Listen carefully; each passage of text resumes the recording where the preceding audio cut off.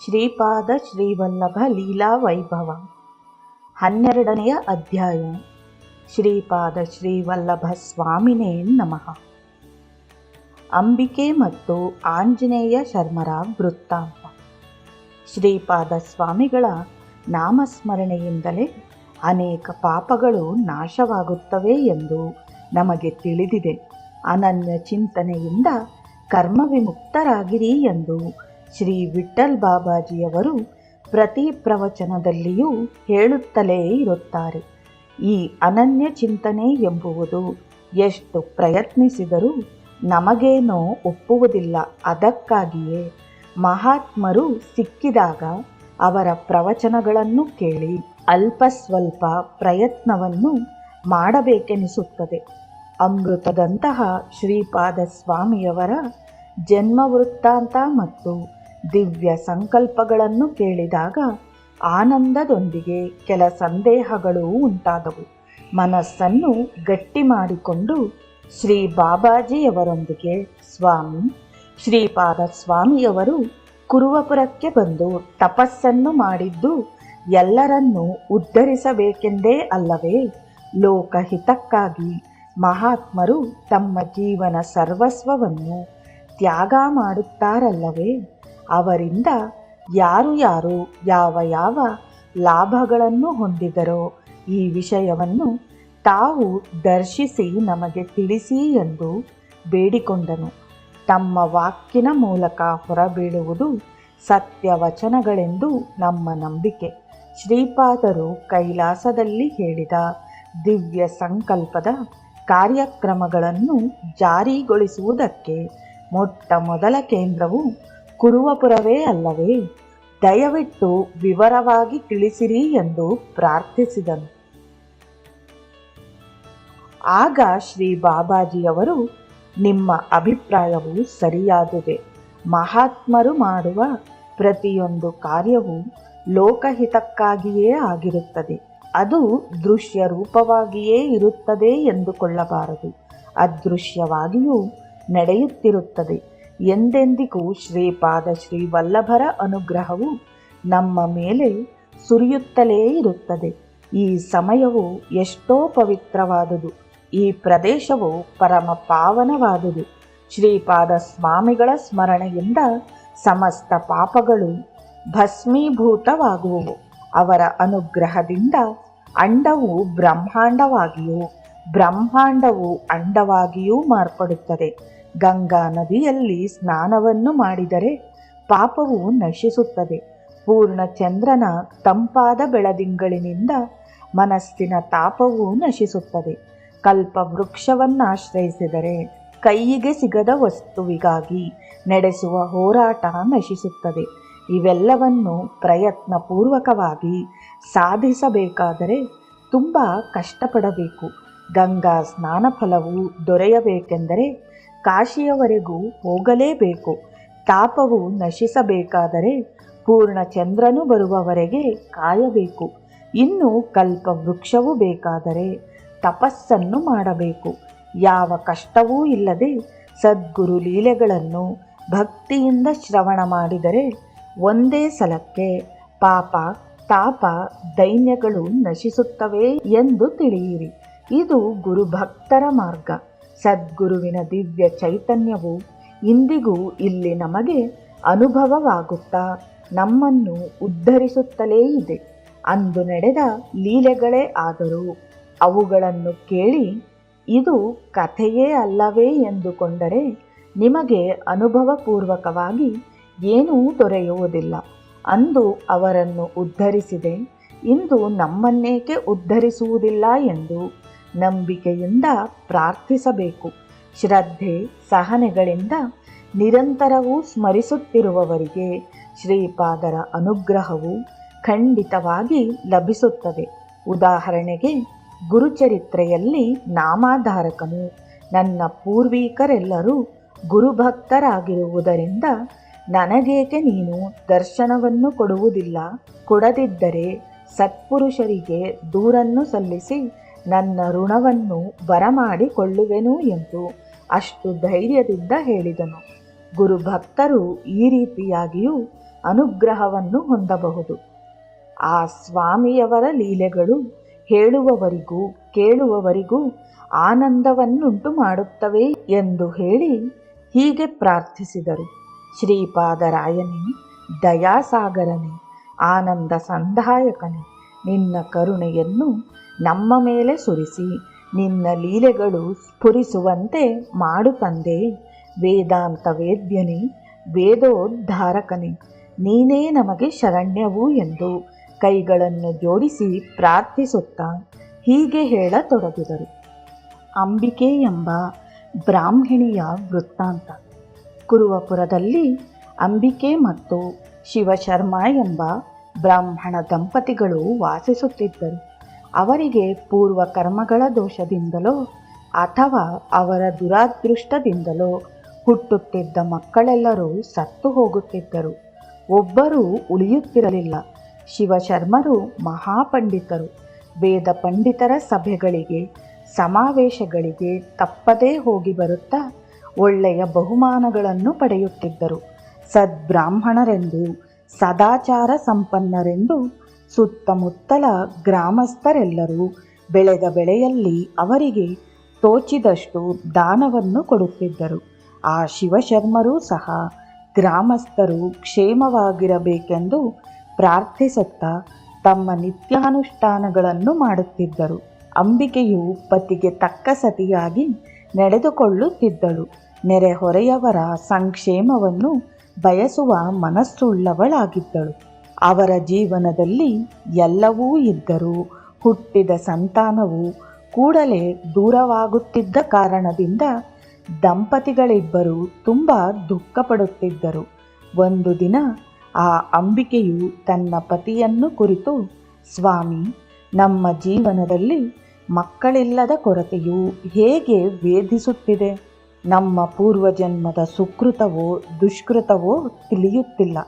ತೀರ್ಥಯಾತ್ರೆಗಳನ್ನು ಮಾಡಿ ಪುಣ್ಯಕ್ಷೇತ್ರಗಳಿರುವ ದೈವ ದರ್ಶನಗಳನ್ನಾದರೂ ಮಾಡಿಕೊಂಡರೆ ನಮ್ಮ ಪಾಪಗಳು ಪರಿಹಾರವಾಗಿ ನಮ್ಮನ್ನುದ್ಧರಿಸುವ ಸಂತಾನ ಉಂಟಾಗಿ ಈ ಕೊರತೆಯು ದೂರವಾಗುವುದೇನೋ ಎಂದು ಅನ್ನಿಸುತ್ತಿದೆ. ನಿಮಗೆ ಹೇಳುವಷ್ಟು ಜ್ಞಾನಿಯೂ ನಾನಲ್ಲ. ಆದರೂ ನನ್ನ ಬಾಧೆಯನ್ನು ಅರ್ಥ ಮಾಡಿಕೊಂಡು ನನ್ನ ಕೋರಿಕೆಯನ್ನು ಈಡೇರಿಸುವಿರಿ ಎಂದು ಈ ಪ್ರಾರ್ಥನೆಯನ್ನು ಮಾಡುತ್ತಿದ್ದೇನೆಂದು ಮೆಲ್ಲಗೆ ಹೇಳಿದಳು. ಶಿವಶರ್ಮರೂ ಸಹ ಆಲೋಚಿಸಿದರು. ಆ ಕಾಲದಲ್ಲಿ ಯಾವ ಪುಣ್ಯಕ್ಷೇತ್ರ ಸಂದರ್ಶನಕ್ಕಾದರೂ ಕಾಲುನಡಿಗೆಯಿಂದಲೇ ಹೋಗಬೇಕಿತ್ತು. ಆದುದರಿಂದ ಸ್ತ್ರೀಯರು ಹೆಚ್ಚು ದೂರ ಪ್ರಯಾಣವನ್ನು ಮಾಡಲಾರರು ಮತ್ತು ಸ್ತ್ರೀಯರಿಗೆ ಇನ್ನೂ ಸಮಸ್ಯೆಗಳು ಇರುವುದರಿಂದ ಪೂರ್ವದಲ್ಲಿ ಪುರುಷರು ಮಾತ್ರವೇ ತೀರ್ಥಯಾತ್ರೆಗಳನ್ನು ಮಾಡುತ್ತಿದ್ದರು. ಆದರೂ ಅಂಬಿಕೆಯು ತನ್ನ ಪ್ರಾರಬ್ಧ ಕರ್ಮವನ್ನು ನಾಶಪಡಿಸಿಕೊಳ್ಳಲು ತೀರ್ಥಯಾತ್ರೆಗಳಿಗೆ ತನ್ನನ್ನು ಕರೆದುಕೊಂಡು ಹೋಗಬೇಕೆಂದು ಬಯಸುತ್ತಿದ್ದಳು. ತನಗೂ ಸಹ ಪುತ್ರರಿಲ್ಲದಿದ್ದರೆ ಪುನ್ನಾಮ ನರಕವು ತಪ್ಪುವುದಿಲ್ಲವೆಂದು ಗೊತ್ತು. ಯಾವ ಹುತ್ತದಲ್ಲಿ ಯಾವ ಹಾವಿದೆಯೋ ಯಾರಿಗೆ ಗೊತ್ತು. ಈಕೆಯ ಕೋರಿಕೆಯು ಸಮಂಜಸವಾಗಿಯೇ ಇದೆ. ಧರ್ಮಪತ್ನಿಯ ಆ ಕೋರಿಕೆಯು ತನ್ನನ್ನೂ ಸಹ ಉದ್ಧರಿಸುವ ಮಾರ್ಗವೇ ಅಲ್ಲವೇ? ತೀರ್ಥಯಾತ್ರೆಗೆ ಹೋಗೋಣವೆಂದು ತಮ್ಮ ಪತ್ನಿಗೆ ಹೇಳಿದರು. ಆ ಶುಭ ಮುಹೂರ್ತದಲ್ಲಿ ದಂಪತಿಗಳಿಬ್ಬರು ತೀರ್ಥಯಾತ್ರೆಗಳಿಗೆ ಹೊರಟರು. ಕಾಲ್ನಡಿಗೆಯಿಂದ ಮೊದಲು ಆಲಂಪುರಂ ಎಂಬ ಕ್ಷೇತ್ರವನ್ನು ಸೇರಿದರು. ತುಂಗಭದ್ರಾ ನದಿಯಲ್ಲಿ ಸ್ನಾನವನ್ನು ಮಾಡಿ ಅಷ್ಟಾದಶ ಶಕ್ತಿಪೀಠಗಳಲ್ಲೊಂದಾದ ಜೋಗುಳಾಂಬಿಕೆಯ ದರ್ಶನವನ್ನು ಮಾಡಿಕೊಂಡರು. ಅಂಬಿಕೆಯು ಮನಃಪೂರ್ವಕವಾಗಿ ಆ ಮಾತೆಯನ್ನು ಹೀಗೆ ಪ್ರಾರ್ಥಿಸಿದಳು. ತಾಯಿ, ನನ್ನ ಜೀವನದಲ್ಲಿ ಸಂತಾನ ನಷ್ಟವನ್ನುಂಟು ಮಾಡುವ ದುಷ್ಕರ್ಮವನ್ನು ದೂರಗೊಳಿಸಿ ವಂಶೋದ್ಧಾರಕನಾಗುವ ಪುತ್ರನನ್ನು ಪ್ರಸಾದಿಸು. ನಂತರ ಆ ದಂಪತಿಗಳು ದಾರಿಯಲ್ಲಿ ಸಿಗುವ ಪ್ರತಿ ದೇವಾಲಯವನ್ನೂ ನೋಡಿಕೊಳ್ಳುತ್ತಾ ಉಮಾಮಹೇಶ್ವರವನ್ನು ಸೇರಿದರು. ಅಲ್ಲಿ ಮಹಿಮಾನ್ವಿತವಾದ ಆ ದೇವತಾ ಮೂರ್ತಿಗಳನ್ನು ಸಂದರ್ಶಿಸಿ ಪ್ರಾರ್ಥಿಸಿದರು. ಅಲ್ಲಿಂದ ಮುಂದೆ ನಡೆದು ಶ್ರೀಶೈಲವನ್ನು ಸೇರಿಕೊಂಡರು. ಪಾತಾಳ ಗಂಗೆಯಲ್ಲಿ ಮಿಂದು ಶ್ರೀ ಭ್ರಮರಾಂಬ ಮಲ್ಲಿಕಾರ್ಜುನ ಸ್ವಾಮಿಯವರನ್ನು ನೋಡಿ ಅರ್ಚಿಸಿಕೊಂಡರು. ತಮ್ಮ ದುಷ್ಕರ್ಮಗಳನ್ನು ನಿರ್ಮೂಲಿಸಿ ಪುತ್ರ ಸಂತಾನವನ್ನು ಕರುಣಿಸು ಎಂದು ತುಂಬಿದ ಮನಸ್ಸಿನಿಂದ ಪ್ರಾರ್ಥಿಸಿದರು. ಅಲ್ಲಿನ ಜ್ಯೋತಿರ್ಲಿಂಗಕ್ಕೆ ಅಭಿಷೇಕ ಅರ್ಚನೆಗಳನ್ನು ಸ್ವತಃ ಶಿವಶರ್ಮರೇ ಮಾಡಿದರು. 3 ದಿನಗಳು ಪ್ರಶಾಂತವಾಗಿ ಆ ಕ್ಷೇತ್ರದಲ್ಲಿಯೇ ಇದ್ದರು. ನಂತರ ಆ ದಂಪತಿಗಳು ಹೊರಟು ಹಿಂತಿರುಗಿ ತುಂಬಿದ ತೃಪ್ತಿಯೊಂದಿಗೆ ಮನೆಯನ್ನು ಸೇರಿದರು. ತೀರ್ಥಯಾತ್ರೆಗಳು ಪೂರ್ತಿಯಾದ ಸಂದರ್ಭದಲ್ಲಿ ಬಂಧು ಮಿತ್ರರೆಲ್ಲರನ್ನೂ ಆಹ್ವಾನಿಸಿ ಅತ್ಯಂತ ವೈಭವದಿಂದ ಅನ್ನ ಸಮಾರಾಧನೆ ಮಾಡಿ ಬ್ರಾಹ್ಮಣರಿಗೆ ಭೂರಿ ದಕ್ಷಿಣೆಗಳನ್ನು ಸಂಭಾವನೆಗಳನ್ನು ಸಮರ್ಪಿಸಿದರು. ಗೋದಾನವನ್ನು ಮಾಡಿದರು.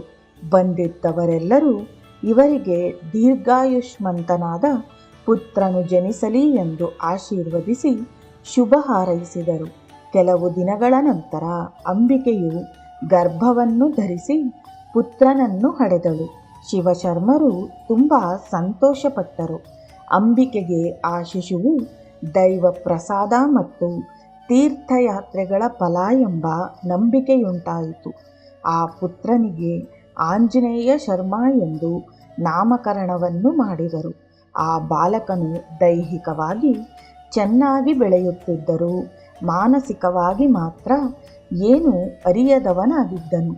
7 ವರ್ಷಗಳು ಪೂರ್ತಿಯಾದೊಡನೆಯೇ ಶಿವಶರ್ಮರು ತನ್ನ ಕುಮಾರನಿಗೆ ಉಪನಯನವನ್ನು ಮಾಡಿ ಗಾಯತ್ರಿ ಮಂತ್ರವನ್ನು ಉಪದೇಶಿಸಿದರೆ ಇವನ ಬುದ್ಧಿಯು ವಿಕಾಸವಾಗಬಹುದು ಎಂದು ಭಾವಿಸಿ ತುಂಬ ವೈಭವದಿಂದ ತಮ್ಮ ಬಂಧು ಮಿತ್ರರನ್ನು ಆಹ್ವಾನಿಸಿ ಆ ಪುತ್ರನಿಗೆ ಉಪನಯನ ಸಂಸ್ಕಾರವನ್ನು ಮಾಡಿದರು. ತುಂಬ ವರ್ಷಗಳ ನಂತರ ಇವರ ಮನೆಯಲ್ಲಿ ಶುಭ ಕಾರ್ಯವನ್ನು ಮಾಡುತ್ತಿದ್ದಾರೆಂದು ಬಂಧು ಮಿತ್ರರೆಲ್ಲರೂ ಬಂದರು. ಉಪನಯನ ಮುಹೂರ್ತದಲ್ಲಿ ಶಿವಶರ್ಮರು ತನ್ನ ಮಗನಿಗೆ ಗಾಯತ್ರಿ ಮಂತ್ರವನ್ನು ಉಪದೇಶಿಸಿದರು. ಆದರೆ ಆ ವಟುವು ಮಂತ್ರವನ್ನು ಸರಿಯಾಗಿ ಉಚ್ಚರಿಸಲಾರದೆ ಹೋದನು. ಅವನು ಮಂದಬುದ್ಧಿಯವನೆಂದು ತಿಳಿದಿದ್ದರೂ ಸಹ ಇಷ್ಟು ವೈಭವವನ್ನು ಮೆರೆದು ಅನಾವಶ್ಯಕವಾಗಿ ದುಂದು ಖರ್ಚನ್ನು ಮಾಡಿರುವೆ. ಆ ಬಾಲಕನು ಒಂದು ಮಂತ್ರವನ್ನು ಸರಿಯಾಗಿ ನುಡಿಯಲಾರ ಎಂದು ಕೆಲವರು ಅವಹೇಳನೆ ಮಾಡಿದರು. ಬಂಧುಗಳೆಲ್ಲರೂ ಅವರವರ ಮನೆಗಳಿಗೆ ಹೊರಟು ಹೋದರು. ಶಿವಶರ್ಮರು ಭಗವಂತನ ಮೇಲೆ ಭಾರವನ್ನು ಹಾಕಿ ಮಗನಿಗೆ ಒಂದು ಹೊತ್ತು ತಪ್ಪದೆ ಸಂಧ್ಯಾ ವಂದನೆಯನ್ನು ಕಲಿಸುವುದಕ್ಕಾಗಿ ಮಂತ್ರೋಚ್ಚಾರಣೆಯನ್ನು ಹೇಳಿಕೊಡುವುದನ್ನೂ ಬಿಡಲಿಲ್ಲ. ಆದರೂ ಅವನಿಗೆ ಮಂತ್ರಾಕ್ಷರಗಳನ್ನು ಉಚ್ಚರಿಸಲು ಬಾಯಿಯು ತಿರುಗುತ್ತಿರಲಿಲ್ಲ. ಶಿವಶರ್ಮರು ಕೋಪದಿಂದ ದಂಡಿಸುತ್ತಿದ್ದರು. ಎಲ್ಲ ಮಕ್ಕಳೂ ಸತ್ತು ಹೋಗಿ ಇವನೊಬ್ಬನು ಬದುಕಿರುವನು.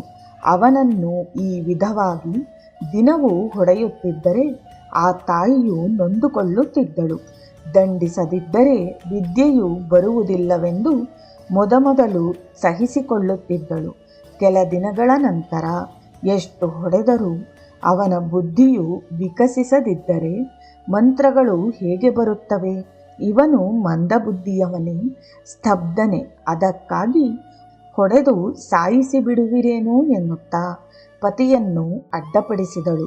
ಏಟುಗಳು ಬೀಳುತ್ತಿದ್ದರೆ ಭಯವಿರುತ್ತದೆ, ಭಯವಿರುವುದರಿಂದ ವಿದ್ಯೆಯು ಬರುತ್ತದೆ.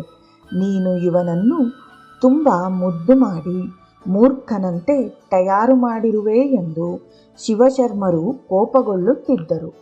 ಹೇಗಾದರೂ ತನಗೆ ಈ ಮಂತ್ರಗಳು, ಪಾಠಗಳು, ಏಟುಗಳು ತಪ್ಪಿದರೆ ಸಾಕು ಎಂದುಕೊಂಡು ಆ ಆಂಜನೇಯ ಶರ್ಮನು ಸಮಯವನ್ನು ಸಾಧಿಸಿ ಹೊರಗೆ ಓಡಿ ಹೋಗುತ್ತಿದ್ದನು. ಒಂದು ದಿನ ಶಿವಶರ್ಮರು ಅತಿಯಾದ ಕೋಪದಿಂದ ಆ ಬಾಲಕನನ್ನು ಚೆನ್ನಾಗಿ ಹೊಡೆಯುತ್ತಿದ್ದರೆ ಆ ತಾಯಿಗೆ ಕೋಪ ಬಂದು, ಸ್ವಾಮಿ, ಇನ್ನು ಇವನ ಮೇಲೆ ಒಂದು ಏಟು ಬಿದ್ದರೂ ನಾನು ಸಹಿಸುವುದಿಲ್ಲ, ಆತ್ಮಹತ್ಯೆಯನ್ನು ಮಾಡಿಕೊಳ್ಳುವೆನು. ಇವನ ಹಣೆಯಲ್ಲಿ ಏನು ಬರೆದಿದ್ದರೆ ಅದೇ ನಡೆಯುತ್ತದೆ. ನೀವು ಹೊಡೆದಷ್ಟು ಮಾತ್ರಕ್ಕೆ ಬುದ್ಧಿಯು ಬರುತ್ತೇನೋ. ಎಷ್ಟೋ ಹರಿಕೆಗಳನ್ನು ಹೊತ್ತು ಒಬ್ಬ ಮಗನು ಉಳಿದರೆ ಸಾಕು ಎಂದು ನಾವು ಪ್ರಾರ್ಥಿಸಿಕೊಂಡದ್ದು ಹೀಗೆ ಹೊಡೆದು ಸಾಯಿಸುವುದಕ್ಕೇನು? ನಮಗಿಷ್ಟೇ ಪ್ರಾಪ್ತಿ ಎಂದು ತಿಳಿದುಕೊಳ್ಳಬಾರದೆ? ನಿಮ್ಮ ಬುದ್ಧಿಯು ಇಷ್ಟು ಮಾತ್ರ ಆಲೋಚಿಸುವುದಿಲ್ಲವೇ? ನಾನು ಇವನನ್ನು ನೋಡಿಕೊಂಡೇ ಬದುಕುತ್ತಿದ್ದೇನೆ, ವೇದ ವಿದ್ಯೆಯೂ ಇಲ್ಲವೆಂದ ಮಾತ್ರಕ್ಕೆ ಇವನು ಒಬ್ಬ ಮನುಷ್ಯನಾಗಿ ಬದುಕಬಾರದೇನು ಎನ್ನುತ್ತಾ ಕಟುವಾಗಿ ಮಾತನಾಡಿದಳು. ಯಾವತ್ತೂ ಪತಿಯ ಮಾತಿಗೆ ಎದುರಾಡದ ಅಂಬಿಕೆಯು ಹಾಗೆ ಕೇಳಿದ್ದನ್ನು ನೋಡಿ ಶಿವಶರ್ಮರಿಗೆ ತೀವ್ರವಾದ ಮನೋವೇದನೆಯುಂಟಾಯಿತು. ಹೌದು, ಭಗವಂತನೇ ಯಾರ ಕರ್ಮಕ್ಕೆ ಅವರನ್ನು ಬಿಟ್ಟು ಬಿಡುತ್ತಾನೆ. ಹಾಗಿರುವಾಗ ನಾನು ಮಾತ್ರ ಯಾಕೆ ಹಾಗೆ ತಾಪತ್ರಯ ಪಡಬೇಕು ಎಂದುಕೊಂಡು ತನ್ನೊಳಗೆ ತಾನೇ ದುಃಖಿಸುತ್ತಾ, ಇನ್ನು ಜೀವನದಲ್ಲಿ ಸಾಧಿಸಬೇಕಾದದ್ದೇನೂ ಇಲ್ಲ, ಮಹಾಪಂಡಿತನ ಮಗನಿಗೆ ಸರಿಯಾಗಿ ಗಾಯತ್ರಿ ಮಂತ್ರವೂ ಕೂಡ ಬರಲಿಲ್ಲ ಎಂಬ ಅಪಖ್ಯಾತಿಯ ಮುಂದೆ ಮರಣವು ಏನೂ ದೊಡ್ಡದಲ್ಲವೆಂದುಕೊಂಡು ಆ ದಿನದಿಂದ ಯಾವ ಶುಭ ಕಾರ್ಯಕ್ಕೂ ಯಜ್ಞ ಯಾಗಾದಿಗಳಿಗೂ ಹೋಗಲಿಲ್ಲ.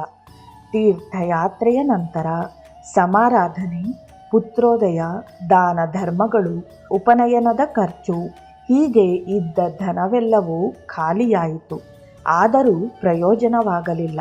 ಪುತ್ರನು ಹುಟ್ಟಿದನಾದರೂ ವಂಶ ಗೌರವವನ್ನು ಉಳಿಸುವುದಕ್ಕೆ ವಿದ್ಯಾವಂತನಾಗಲಿಲ್ಲವಲ್ಲ ಎಂಬ ಜಿಗುಪ್ಸೆಯಿಂದ ನರಳಿ ಕೆಲ ದಿನಗಳಲ್ಲೇ ಮರಣಿಸಿದರು. ಆ ಅಂಬಿಕೆಗೆ ಮಗನು ಪ್ರಯೋಜಕನಾಗಲಿಲ್ಲ.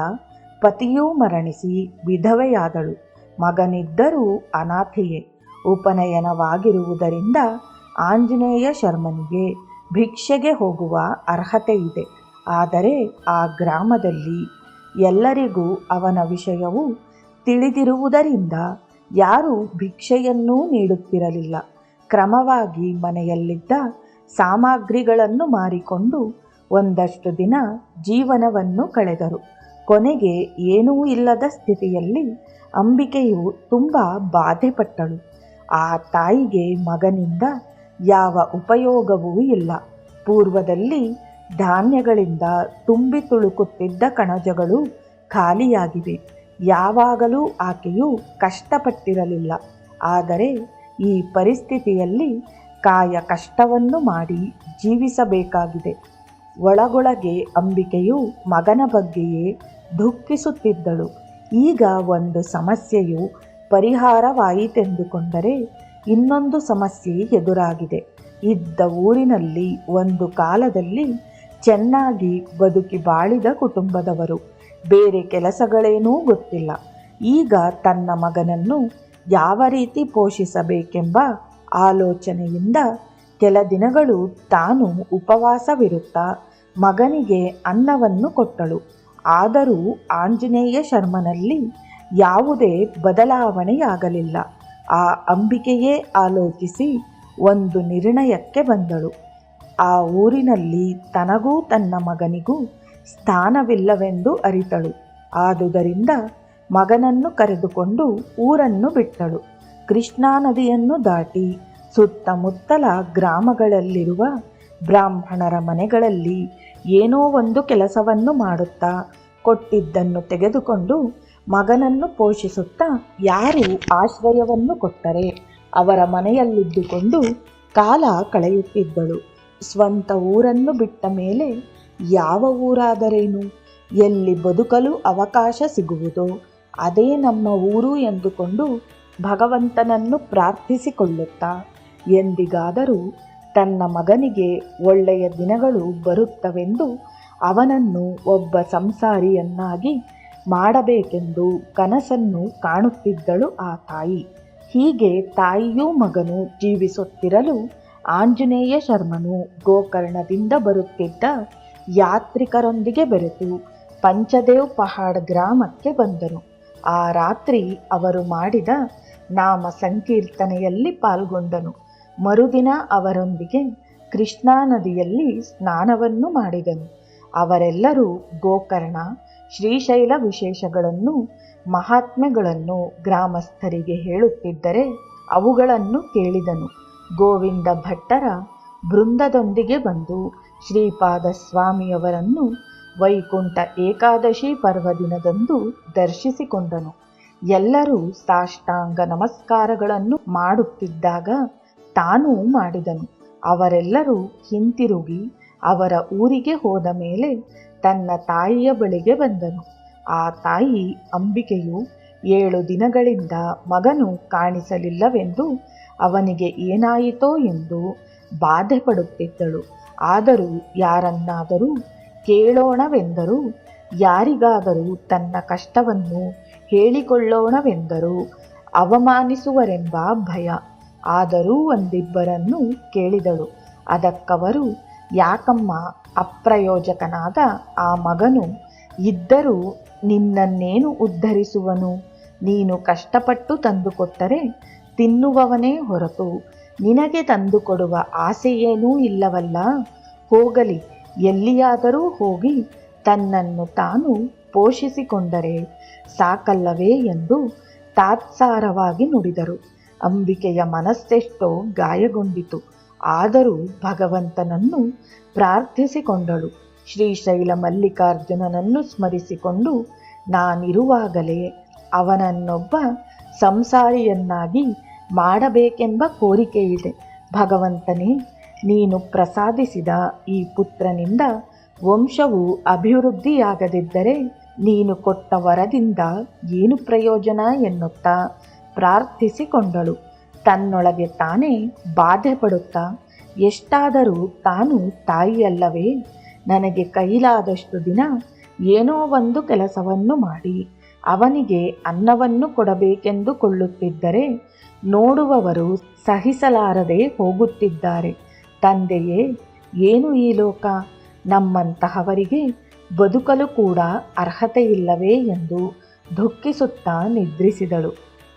ಮರುದಿನ ಆಂಜನೇಯ ಶರ್ಮನು ಬಂದು ಆ ತಾಯಿಗೆ ಕಾಣಿಸಿಕೊಂಡನು. ಕೂಡಲೇ, ಮಗನೇ, 7 ದಿನಗಳಿಂದ ನೀನು ಕಾಣಿಸಲಿಲ್ಲ. ನಿನಗೆ ಏನಾಯಿತೋ ಎಂದು ಯೋಚಿಸುತ್ತಿದ್ದೆ. ನನಗೆ ಹೇಳದೆ ಎಲ್ಲಿಗೆ ಹೋಗಿದ್ದೆ ಎಂದು ಕೇಳಿದಳು. ಅದಕ್ಕವನು, ಆಗೋ ನೋಡು, ನೀನು ಅದನ್ನೇ ಕೇಳುತ್ತಿರುವೆ. ಈ ಊರಿನವನೊಬ್ಬನು ಹೀಗೆಯೇ ಕೇಳಿದನು. ಆಗ ನಾನು ಗೋಕರ್ಣದಿಂದ ಬಂದಿದ್ದ ಯಾತ್ರಿಕರ ಜೊತೆಯಲ್ಲಿದ್ದುಕೊಂಡು ಕೃಷ್ಣಾ ನದಿಗೆ ಹೋಗಿ ಸ್ನಾನವನ್ನು ಮಾಡಿದೆ. ಅಲ್ಲಿ ಒಬ್ಬ ಸ್ವಾಮಿಯನ್ನು ಕಂಡೆ ಎಂದು ಹೇಳುತ್ತಿದ್ದರೆ, ಅಲ್ಲಿಯವರೆಗೂ ಹೋದವನು ಆ ನದಿಯಲ್ಲಿಯೇ ಬಿದ್ದು ಸಾಯದೆ ಮತ್ತೆ ಏಕೆ ಬಂದೆ ಎಂದನಮ್ಮ. ನಿನಗೆ ಹೇಳಿದರೂ ನೀನೂ ಕೂಡ ಹಾಗೇ ಎನ್ನುವೆಯಲ್ಲವೇ? ಅದಕ್ಕೆ ನಿನಗೆ ಏನೂ ಹೇಳುವುದಿಲ್ಲ ಎಂದನು. ಆಗ ಆ ತಾಯಿಯು, ಕೃಷ್ಣಾ ನದಿಯಲ್ಲಿ ಸ್ನಾನ ಮಾಡುವುದು ಒಳ್ಳೆಯದೇ ಮಗು. ನಾವು ಕುರುವಪುರದಲ್ಲಿದ್ದಾಗ ನಿತ್ಯವೂ ನಾನು, ನಿಮ್ಮ ತಂದೆಯವರು ಕೃಷ್ಣಾ ನದಿಯಲ್ಲೇ ಸ್ನಾನವನ್ನು ಮಾಡುತ್ತಿದ್ದೆವು. ತೀರ್ಥಯಾತ್ರೆಗಳನ್ನು ಮಾಡಬೇಕೆಂದು ಬಯಸಿದಾಗ ನಿಮ್ಮ ತಂದೆಯವರು ನನ್ನನ್ನು ಶ್ರೀಶೈಲ ಯಾತ್ರೆಯನ್ನು ಮಾಡಿಸಿದರು. ಆ ಮಲ್ಲಿಕಾರ್ಜುನ ಸ್ವಾಮಿಯ ವರದಿಂದಲೇ ನೀನು ಹುಟ್ಟಿರುವೆ ಎಂದು ಹೇಳುತ್ತಿರಲು ಆಂಜನೇಯ ಶರ್ಮನು, ಅಮ್ಮ, ಈಗ ನೀನು ಹೇಳಿದ ಆ ಊರಿನ ಹೆಸರನ್ನು ಅವರೂ ಹೇಳಿದರು. ಆ ಸ್ವಾಮಿಯವರೂ ಸಹ ಅಲ್ಲಿ ತಪಸ್ಸು ಮಾಡಿರುವರಂತೆ. ಇನ್ನೂ ಏನೇನೋ ಹೇಳಿದರು. ಕರ್ಮಗಳು ನಾಶವಾಗುತ್ತವೆ ಎನ್ನುತ್ತಿದ್ದರು. ನನಗೆ ಸ್ವಲ್ಪ ಸ್ವಲ್ಪ ಅರ್ಥವಾಯಿತು ಎಂದನು. ಆ ತಾಯಿಯು, ಒಳ್ಳೆಯದೇ ಮಗು, ಇನ್ನೊಬ್ಬರ ಕತೆ ನಮಗೇಕೆ? ನೀನು ತಿರುಗಿ ಬಂದಿರುವೆ, ನನಗಷ್ಟೇ ಸಾಕು ಎಂದಳು. ಮರುದಿವಸ ಆಕೆಯು ಒಬ್ಬರ ಮನೆಯಲ್ಲಿ ಶ್ರಾದ್ದಕ್ಕೆ ಅಡುಗೆಯನ್ನು ಮಾಡಲು ಒಪ್ಪಿಕೊಂಡಳು. ಬೆಳಿಗ್ಗೆ ಬೇಗ ಎದ್ದು ಹೊರಟು ಹೋದಳು. ಆಮೇಲೆ ಆಂಜನೇಯ ಶರ್ಮನು ನಿದ್ದೆಯಿಂದೆದ್ದು ಅವನ ಕೆಲಸವನ್ನು ಮಾಡಿಕೊಂಡನು. ಯಾತ್ರಿಕರೊಂದಿಗೆ ಇದ್ದಷ್ಟು ದಿನ ಸ್ನಾನ ಮಾಡಿದ ಕೂಡಲೇ ಹಣೆಗೆ ತಿಲಕವನ್ನಿಟ್ಟುಕೊಳ್ಳಬೇಕೆಂದು ತಿಳಿದಿದ್ದನು. ಹಾಗೆಯೇ ಅದನ್ನು ಮರೆಯದೆ ಮನೆಯಲ್ಲಿಯೂ ಗಂಧ ಕುಂಕುಮಗಳನ್ನು ಧರಿಸಿದನು. ಇದಕ್ಕೆ ಮೊದಲು ಯಾರು ಎಷ್ಟು ಹೇಳಿದರೂ ಹಣೆಗೆ ಏನೂ ಇಟ್ಟುಕೊಳ್ಳುತ್ತಿರಲಿಲ್ಲ. ಅಂತಹವನು ತನ್ನಷ್ಟಕ್ಕೆ ತಾನೇ ಹಣೆಗೆ ಇಟ್ಟುಕೊಂಡನು. ಅಷ್ಟೇ ಅಲ್ಲದೆ ದೇವರ ಮುಂದೆ ಕುಳಿತೊಡನೆಯೇ ಅವನಿಗೆ ಆ ಯಾತ್ರಿಕರೆಲ್ಲರೂ ಹೇಳಿಕೊಳ್ಳುತ್ತಿದ್ದ ಮಾತುಗಳು ಮನಸ್ಸಿಗೆ ಬಂದವು.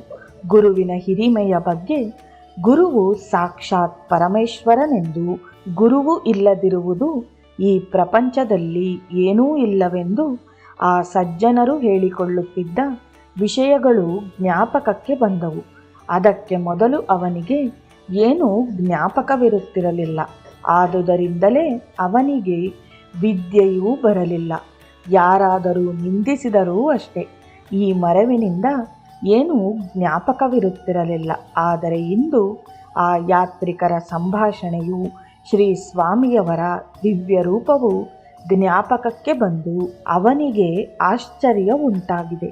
ಗೋವಿಂದ ಭಟ್ಟರು ಹಾಡಿದ ದಿಗಂಬರ ದಿಗಂಬರ ಶ್ರೀಪಾದವಲ್ಲಭ ದಿಗಂಬರ ಎಂಬ ಪದವು ಜ್ಞಾಪಕಕ್ಕೆ ಬಂದು ಅವರು ಹೇಳುತ್ತಿದ್ದ ರೀತಿಯಲ್ಲಿಯೇ ಭಜನೆಯನ್ನು ಮಾಡುತ್ತಿದ್ದರೆ ಅವನಿಗೆ ಅಮಿತವಾದ ಆನಂದ ಉಂಟಾಯಿತು. ಈಗ ಅವನಿಗೆ ತುಂಬ ಹಸಿವಾಗಿ ಅಮ್ಮನನ್ನು ಕಾಣಲು ಹೊರಗೆ ಬಂದನು. ಬೀದಿಯೊಳಗೆ ಹೋಗುತ್ತಿದ್ದಂತೆಯೇ ಅವನ ಹಣೆಯಲ್ಲಿದ್ದ ತಿಲಕವನ್ನು ನೋಡಿ ಕೆಲ ಕಿಡಿಗೇಡಿಗಳು ಮುಂದೆ ಬಂದು, ನಿನಗೋಸ್ಕರ ನಿಮ್ಮಮ್ಮನು ಅಳುತ್ತಾಳೆಂದು ಹಿಂದಕ್ಕೆ ಬಂದಿರುವೆಯಾ?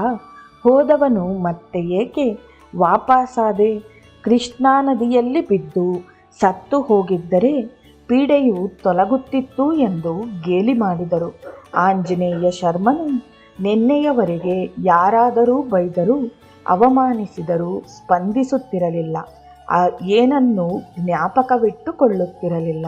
ಅಂತಹವನಿಗೀಗ ಅವರ ಮಾತುಗಳನ್ನು ಕೇಳಿ ರೋಷವು ಉಕ್ಕಿ ಬಂದು ಬಾಧೆಯುಂಟಾಯಿತು. ತನ್ನಲ್ಲೇನು ಪರಿವರ್ತನೆಯಾಗಿದೆಯೋ ತನಗೇ ತಿಳಿಯದು. ಆ ಬಾಧೆಯನ್ನು ಸಹಿಸಲಾರದೆ ತನ್ನ ತಾಯಿಯು ಅಡುಗೆ ಮಾಡುತ್ತಿದ್ದ ಮನೆಯ ಬಳಿಗೆ ಬಂದು ಅಮ್ಮ ಅಮ್ಮ ಎಂದು ಕರೆದನು.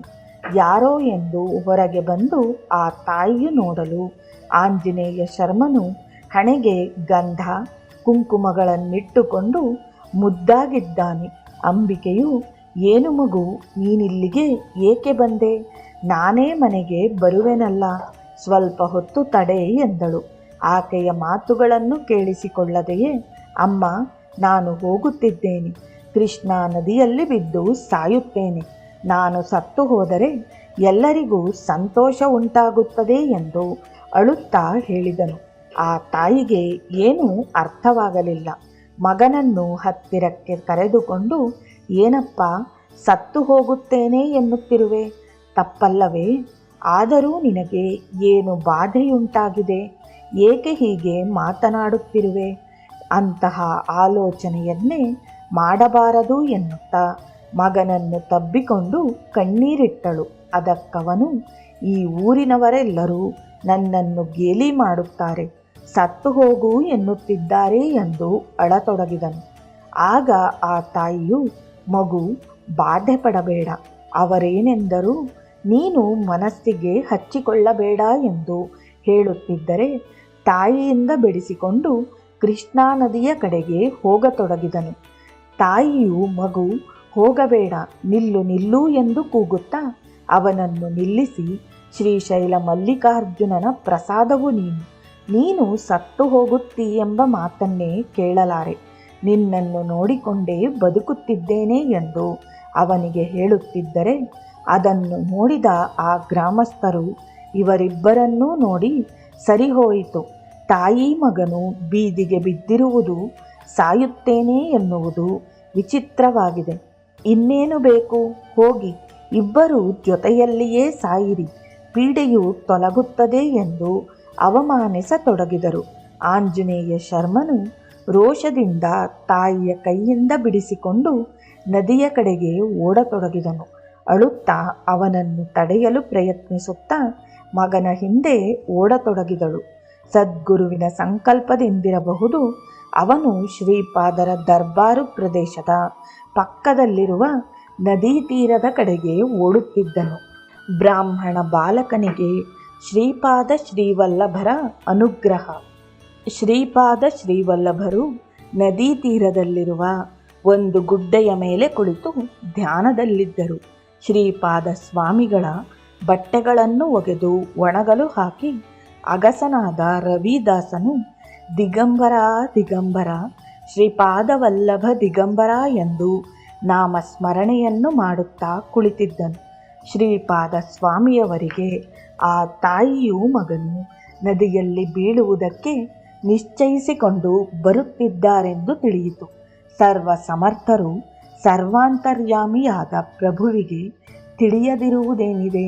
ಸ್ವಾಮಿಗಳು ಆ ಅಗಸನೊಂದಿಗೆ ರವಿದಾಸು ಸ್ವಲ್ಪ ದೂರದಲ್ಲಿ ಕಾಣುತ್ತಿರುವ ಆ ತಾಯಿ ಮಗನನ್ನು ನಿಲ್ಲಿಸಿ ಇಲ್ಲಿಗೆ ಕರೆದುಕೊಂಡು ಬಾ ಎಂದರು. ಆ ಅಗಸನು ಕೂಡಲೇ ನದಿ ತೀರದಲ್ಲಿ ನೋಡಿದಾಗ ಅಲ್ಲಿ ನಿಜವಾಗಿಯೂ ತಾಯಿಯೂ ಮಗನು ನದಿಯೊಳಗೆ ಬೀಳುವ ಪ್ರಯತ್ನದಲ್ಲಿರುವಂತೆ ಕಾಣಿಸಿದರು. ರವಿದಾಸನು ಒಂದೇ ಓಟಕ್ಕೆ ಅವರ ಬಳಿಗೆ ಬಂದು, ನಿಲ್ಲಿರಿ, ಓ ಬ್ರಾಹ್ಮಣನೇ, ಓ ತಾಯಿಯೇ, ನಿಲ್ಲಿರಿ, ಇಲ್ಲದಿದ್ದರೆ ನಾನು ಮುಟ್ಟಿಬಿಡುತ್ತೇನೆ ಎನ್ನುತ್ತಾ ಹೆದರಿಸಿದನು. ಅದನ್ನು ಕೇಳಿ ಅವರಿಬ್ಬರೂ ನಿಂತುಕೊಂಡಾಗ, ನಡೆಯಿರಿ, ಆ ಸ್ವಾಮಿಯವರು ನಿಮ್ಮನ್ನು ಅಲ್ಲಿಗೆ ಕರೆದುಕೊಂಡು ಬರುವಂತೆ ಹೇಳಿದ್ದಾರೆ ಎನ್ನುತ್ತಾ ಗದರಿದನು. ಅವನ ಹಿಂದೆ ಅವರಿಬ್ಬರು ಮಂತ್ರಮುಗ್ಧರಾದಂತೆ ನಡೆದು ಸ್ವಾಮಿಯ ಸನ್ನಿಧಿಗೆ ಬಂದರು. ಆ ತಾಯಿಯನ್ನು ನೋಡುತ್ತಾ, ಏನಮ್ಮ, ನೀವು ಅಲ್ಲೇನು ಮಾಡುತ್ತಿರುವಿರಿ ಎಂದು ಕೇಳಿದರು. ಆ ತಾಯಿಯು ದುಃಖಿಸುತ್ತಾ ತನ್ನ ಕಥೆಯನ್ನು ವಿವರಿಸಿ ಆಕೆಯ ಅಳಲನ್ನು ತೋಡಿಕೊಂಡಳು. ಕೊನೆಗೆ ಈ ಮಂದಬುದ್ಧಿಯ ಮಗನನ್ನು ಪೋಷಿಸುವುದಕ್ಕೆ ಇತರರ ಮನೆ ಕೆಲಸವನ್ನು ಮಾಡಿ ನೀರು ಹೊರುತ್ತಾ ಕಷ್ಟಪಡುತ್ತಿದ್ದೇನೆ. ಆದರೆ ಊರಿನವರೆಲ್ಲರೂ ಪಂಡಿತ ಪುತ್ರ ಶುಂಠಃ ಎಂದು ಅವನನ್ನು ಗೇಲಿ ಮಾಡುತ್ತಾ, ನೀನು ಮೂರ್ಖನು, ನಿನಗೆ ಯಾರು ಹೆಣ್ಣನ್ನು ಕೊಡುತ್ತಾರೆ? ಆ ನದಿಯಲ್ಲಿ ಬಿದ್ದು ಸಾಯಿ ಎಂದು ನಿಂದಿಸುತ್ತಿದ್ದರೆ ಇವನು ಹಾಗೆಯೇ ಆತ್ಮಹತ್ಯೆ ಮಾಡಿಕೊಳ್ಳಲು ಬಂದನು. ಸ್ವಾಮಿ, ಇವನ ಮೇಲೆಯೇ ಆಸೆಗಳನ್ನಿಟ್ಟುಕೊಂಡು ಜೀವಿಸುತ್ತಿರುವ ನಾನು ಇವನೇ ಹೋದ ಮೇಲೆ ಇನ್ನೂ ಯಾಕೆ ಬದುಕಬೇಕು ಎಂದುಕೊಳ್ಳುತ್ತಿದ್ದೇನೆ ಎಂದು ತುಂಬ ಶೋಕವನ್ನು ವ್ಯಕ್ತಪಡಿಸಿದಳು. ಶ್ರೀಪಾದ ಶ್ರೀವಲ್ಲಭರು ಅಪಾರ ಕರುಣಾ ಸಂಪನ್ನರು, ಆರ್ತಜನ ಬಂಧು. ಆ ತಾಯಿ ಮಗನನ್ನು ಅಮೃತ ದೃಷ್ಟಿಯಿಂದ ನೋಡುತ್ತಾ, ಅಮ್ಮ, ನಿನ್ನ ಪೂರ್ವಜನ್ಮದ ಕರ್ಮ ಫಲವಾಗಿ ಇಂತಹ ಪುತ್ರನು ಹುಟ್ಟಿದ್ದಾನೆ. ಆದರೆ ಈ ರೀತಿ ಈ ಜನ್ಮವನ್ನು ಕೊನೆಗಾಣಿಸಬೇಕೆಂದಿರುವೆ. ಆತ್ಮಹತ್ಯೆಯು ಎಂತಹ ಘೋರ ಪಾಪವೆಂದು ಗೊತ್ತೇನು? ನಿನ್ನ ಅವಿವೇಕದ ಆಲೋಚನೆಯನ್ನು ಬಿಟ್ಟು ನಿತ್ಯವೂ ಈಶ್ವರನನ್ನು ಆರಾಧಿಸು. ಮುಂದಿನ ಜನ್ಮದಲ್ಲಾದರೂ ಒಳ್ಳೆಯ ಸಂತಾನ ಉಂಟಾಗುತ್ತದೆ ಎಂದರು. ಆಗ ಆ ಅಂಬಿಕೆಯು, ಸ್ವಾಮಿ, ನಮಗೆ ಉದರ ಪೋಷಣೆಯೇ ಬಹಳ ಕಷ್ಟವಾಗಿದೆ. ಪೂಜೆಯನ್ನು ಯಾವ ರೀತಿ ಮಾಡಬಲ್ಲೆ? ಈ ಮಗನನ್ನೂ ಬೆಳೆಸಲಾರದೆ, ಲೋಕ ನಿಂದೆಯನ್ನೂ ಸಹಿಸಲಾರದೆ ವಿರಕ್ತಿಯಿಂದಿರುವ ನನಗೆ ಯಾವುದು ಶ್ರೇಯಸ್ಕರವೋ ತಾವೇ ನಿರ್ಣಯಿಸಿರಿ ಎಂದು ಬೇಡಿಕೊಂಡಳು. ಕೊನೆಗೆ ಈ ಮಂದಬುದ್ಧಿಯ ಮಗನನ್ನು ಪೋಷಿಸುವುದಕ್ಕೆ ಇತರರ ಮನೆಗೆಲಸವನ್ನು ಮಾಡಿ ನೀರು ಹೊರುತ್ತಾ ಕಷ್ಟಪಡುತ್ತಿದ್ದೇನೆ. ಆದರೆ ಊರಿನವರೆಲ್ಲರೂ ಪಂಡಿತ ಪುತ್ರ ಶುಂಠಃ ಎಂದು ಇವನನ್ನು ಗೇಲಿ ಮಾಡುತ್ತಾ, ನೀನು ಮೂರ್ಖನು, ನಿನಗೆ ಯಾರು ಹೆಣ್ಣನ್ನು ಕೊಡುತ್ತಾರೆ? ಆ ನದಿಯಲ್ಲಿ ಬಿದ್ದು ಸಾಯಿ ಎಂದು ನಿಂದಿಸುತ್ತಿದ್ದರೆ ಇವನು ಹಾಗೆಯೇ ಆತ್ಮಹತ್ಯೆ ಮಾಡಿಕೊಳ್ಳಲು ಬಂದನು. ಸ್ವಾಮಿ, ಇವನ ಮೇಲೆಯೇ ಆಸೆಗಳನ್ನಿಟ್ಟುಕೊಂಡು ಜೀವಿಸುತ್ತಿರುವ ನಾನು ಇವನೇ ಹೋದ ಮೇಲೆ ಇನ್ನೂ ಯಾಕೆ ಬದುಕಬೇಕು ಎಂದುಕೊಳ್ಳುತ್ತಿದ್ದೇನೆ ಎಂದು ತುಂಬ ಶೋಕವನ್ನು ವ್ಯಕ್ತಪಡಿಸಿದಳು. ಶ್ರೀಪಾದ ವಲ್ಲಭರು ಅಪಾರ ಕರುಣಾ ಸಂಪನ್ನರು, ಆರ್ತಜನ ಬಂಧು. ಆ ತಾಯಿ ಮಗನನ್ನು ಅಮೃತ ದೃಷ್ಟಿಯಿಂದ ನೋಡುತ್ತಾ, ಅಮ್ಮ, ನಿನ್ನ ಪೂರ್ವಜನ್ಮದ ಕರ್ಮಫಲವಾಗಿ ಇಂತಹ ಪುತ್ರನು ಹುಟ್ಟಿದ್ದಾನೆ. ಆದರೆ ಈ ರೀತಿ ಈ ಜನ್ಮವನ್ನು ಕೊನೆಗಾಣಿಸಬೇಕೆಂದಿರುವೆ. ಆತ್ಮಹತ್ಯೆಯು ಎಂತಹ ಘೋರ ಪಾಪವೆಂದು ಗೊತ್ತೇನು? ನಿನ್ನ ಅವಿವೇಕದ ಆಲೋಚನೆಯನ್ನು ಬಿಟ್ಟು ನಿತ್ಯವೂ ಈಶ್ವರನನ್ನು ಆರಾಧಿಸು.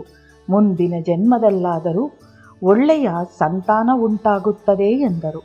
ಆಗ ಅಂಬಿಕೆಯು, ಸ್ವಾಮಿ, ನಮಗೆ ಉದರ ಪೋಷಣೆಯೇ ಬಹು ಕಷ್ಟವಾಗಿದೆ. ಪೂಜೆಯನ್ನು ಯಾವ ರೀತಿ ಮಾಡಬಲ್ಲೆ? ಈ ಮಗನನ್ನು ಬೆಳೆಸಲಾರದೆ, ಲೋಕ ನಿಂದೆಯನ್ನು ಸಹಿಸಲಾರದೆ ವಿರಕ್ತಿಯಿಂದಿರುವ ನನಗೆ ಯಾವುದು ಶ್ರೇಯಸ್ಕರವೋ ತಾವೇ ನಿರ್ಣಯಿಸಿರಿ ಎಂದು ಬೇಡಿಕೊಂಡಳು. ಆಗ ಶ್ರೀ ಸ್ವಾಮಿಯವರು ಅತ್ಯಂತ ಕರುಣೆಯಿಂದ ಆಂಜನೇಯ ಶರ್ಮನನ್ನು ಹತ್ತಿರಕ್ಕೆ ಕರೆದುಕೊಂಡು ಆತನ ತಲೆಯ ಮೇಲೆ ತಮ್ಮ ಹಸ್ತವನ್ನಿಟ್ಟು ಓಂಕಾರವನ್ನು ಉಚ್ಚರಿಸಿದರು. ಆ ಸ್ಪರ್ಶವಾದೊಡನೆಯೇ ಆ ಬಾಲಕನ ಶರೀರದಲ್ಲಿ ವಿದ್ಯುತ್ ಶಕ್ತಿಯು ಪ್ರವಹಿಸಿದಂತಾಗಿ ನಿಶ್ಚೇಷ್ಟನಾಗಿ ಶ್ರೀಪಾದರ ಮುಖಮಂಡಲವನ್ನು, ಕಣ್ಣುಗಳಲ್ಲಿನ ದಿವ್ಯ ಕಾಂತಿಯನ್ನೂ ನೋಡಿದನು. ಶ್ರೀ ಸ್ವಾಮಿಯವರೊಂದಿಗೆ ತಾನು ಓಂಕಾರವನ್ನು ಉಚ್ಚರಿಸಿದನು. ಹಾಗೆ 3 ಬಾರಿ ಓಂಕಾರವನ್ನು ಅವನಿಂದ ಉಚ್ಚರಿಸಲ್ಪಟ್ಟು ಶ್ರೀ ಸ್ವಾಮಿಯವರ ಅಮೃತ ದೃಷ್ಟಿಯು ಅವನ ಮೇಲೆ ಬೀಳಲು ಎಚ್ಚರವಾದನು. ಮನಸ್ಸು ಏನೋ ಹಗುರವಾಯಿತು. ತಿಳಿಯದ ಅನುಭೂತಿಯನ್ನು ಹೊಂದಿದನು. ಆ ಮೂರ್ಖ ಬಾಲಕನಿಗೆ ಸಕಲ ಶಾಸ್ತ್ರಜ್ಞಾನವೂ ಸ್ಫುರಿಸಿತು. ಸಕಲ ವಿದ್ಯೆಗಳನ್ನು, ವೇದ ಮಂತ್ರಗಳನ್ನು ಎಂದೋ ಕಲಿತಿರುವಂತೆ ಭಾಸವಾಯಿತು.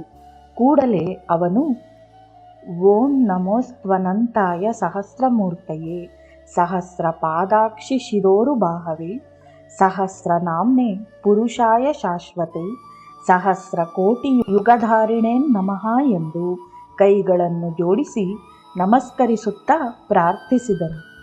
ಅವನ ತಾಯಿಯಾದ ಅಂಬಿಕೆಯೊಂದಿಗೆ ಸ್ವಾಮಿಗಳು, ಮಾತೆ, ಈಗ ನಿನ್ನ ದುಃಖವು ತೀರಿದೆಯಾ? ಪ್ರಶಾಂತ ಮನಸ್ಸಿನಿಂದ ಪ್ರದೋಷ ಸಮಯದಲ್ಲಿ ನಿತ್ಯವೂ ಶಿವಪೂಜೆಯನ್ನು ವಿಧಿಯಿಂದ ಮಾಡು ಎಂದು ಆದೇಶಿಸಿದರು. ಆ ವಿಧವಾಗಿ ಮಾಡಿದರೆ ಬರುವ ಜನ್ಮದಲ್ಲಿ ತಮ್ಮಂತಹ ಉತ್ತಮ ಪುತ್ರನು ನನಗೆ ಜನ್ಮಿಸಲಿ ಎಂದು ಆಶೀರ್ವದಿಸಿರಿ ಎಂದು ಪ್ರಾರ್ಥಿಸಿದಳು. ತಪ್ಪದೆ ನಿನ್ನಾಸೆಯು ನೆರವೇರಲಿ ಎಂದು ಆಶೀರ್ವದಿಸಿದರು. ಅಷ್ಟೇ ಅಲ್ಲದೆ ಪ್ರದೋಷ ಕಾಲದ ಶಿವಪೂಜಾ ಪ್ರಭಾವವನ್ನು ಹೀಗೆ ವಿವರಿಸಿದರು. ಪೂರ್ವಕಾಲದಲ್ಲಿ ಉಜ್ಜಯಿನಿಯಲ್ಲಿ ಚಂದ್ರಸೇನನೆಂಬ ರಾಜನು ತನ್ನ ಸ್ನೇಹಿತನಾದ ಮಣಿಭದ್ರನೊಂದಿಗೆ ಸೇರಿ ಪ್ರದೋಷ ಕಾಲದ ಶಿವಪೂಜೆಯನ್ನು ಆಚರಿಸುತ್ತಾ ಪ್ರಜೆಗಳೆಲ್ಲರನ್ನೂ ಭಕ್ತಿ ಮಾರ್ಗದಲ್ಲಿ ನಡೆಸುತ್ತಿದ್ದನು. ಆ ನಗರದಲ್ಲಿನ ಗೊಲ್ಲರ ಬಾಲಕರು ಅವರ ಮನೆಗಳ ಮುಂದೆ ಪತ್ರಪುಷ್ಪಗಳಿಂದ ಸಿಂಗರಿಸಿದ ಮಂಟಪವನ್ನು ಏರ್ಪಡಿಸಿಕೊಂಡು ಶನಿ ತ್ರಯೋದಶಿಯಂದು ಪ್ರದೋಷ ಪೂಜೆಯನ್ನು ಮಾಡತೊಡಗಿದರು.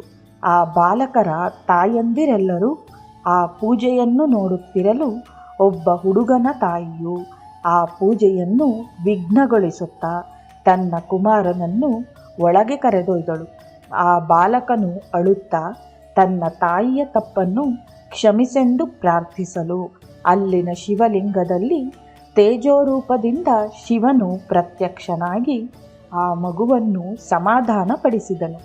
ಅವನ ತಾಯಿಯು ಶಿವಪೂಜೆಯನ್ನು ನೋಡಿದ ಕಾರಣದಿಂದ ಯಶೋಧೆಯಾಗಿ ಜನ್ಮಿಸಿ ವಿಷ್ಣು ಜನನಿಯೂ ಆಗಬಲ್ಲಳೆಂದು ವರವನ್ನಿತ್ತನು. ರಾತ್ರಿಯ ವೇಳೆ ಆ ಪ್ರಕಾಶವು ಏನೆಂದು ಎಲ್ಲರೂ ಅಲ್ಲಿಗೆ ಬಂದರು. ಮಹಾರಾಜರೂ ಬಂದರು. ಅದೇ ಸಮಯದಲ್ಲಿ ಆ ರಾಜ್ಯದ ಮೇಲೆ ದಂಡೆತ್ತಿ ಬಂದಿದ್ದ ಶತ್ರುರಾಜನೂ ಅಲ್ಲಿಗೆ ಬಂದು ಆ ವಿಚಿತ್ರ ಜ್ಯೋತಿರ್ಲಿಂಗವನ್ನು ದರ್ಶಿಸಿದನು. ಆ ದರ್ಶನದಿಂದ ಅವರ ತಾಯಿಯು ಬದಲಾಗಿ ಶತ್ರುತ್ವವನ್ನು ಬಿಟ್ಟು ಚಂದ್ರಸೇನನೊಂದಿಗೆ ಮೈತ್ರಿಯನ್ನು ಬಯಸಿದರು.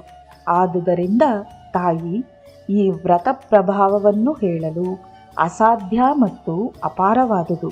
ನಿನ್ನ ಅಭೀಷ್ಟಗಳು ನೆರವೇರುವುದೇ ಅಲ್ಲದೆ ನಿನ್ನನ್ನು ದೂಷಿಸುವವರು, ದ್ವೇಷಿಸುವವರು ನಿನ್ನ ಹಿತೈಷಿಗಳಾಗುತ್ತಾರೆ ಎಂದು ಹೇಳುತ್ತಿರುವಾಗಲೇ ಮತ್ತೂ ಕೆಲ ಭಕ್ತರು ಅಲ್ಲಿಗೆ ಬಂದು ಈ ವೃತ್ತಾಂತವೆಲ್ಲವನ್ನೂ ಕೇಳಿ ತಿಳಿದುಕೊಂಡು ಆಶ್ಚರ್ಯಪಟ್ಟರು.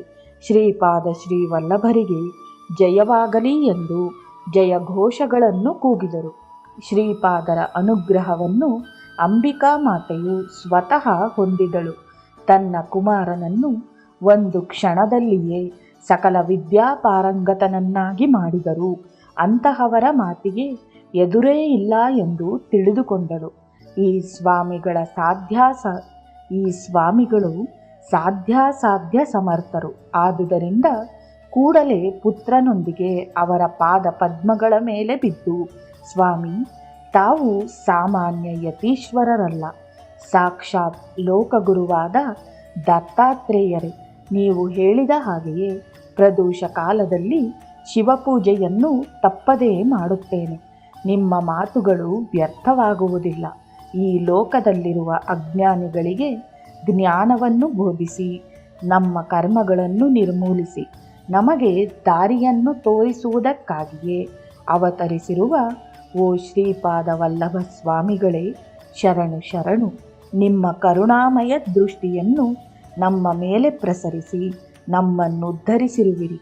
ಸ್ವಾಮಿ, ಧನ್ಯಳಾದೆ ಎಂದು ಸ್ತುತಿಸಿದಳು.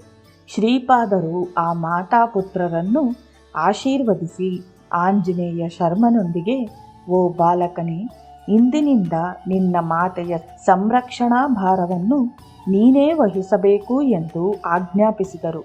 ಸಕಲ ಶಾಸ್ತ್ರ ಪಾರಂಗತನಾದ ಆ ಬ್ರಾಹ್ಮಣ ಕುಮಾರನು ಸ್ವಾಮಿಯವರಿಗೂ ತನ್ನ ತಾಯಿಗೂ ಸಾಷ್ಟಾಂಗ ವಂದನೆಯನ್ನು ಮಾಡಿ ಗುರುದೇವರನ್ನು ಹೀಗೆ ಸ್ತುತಿಸಿದನು.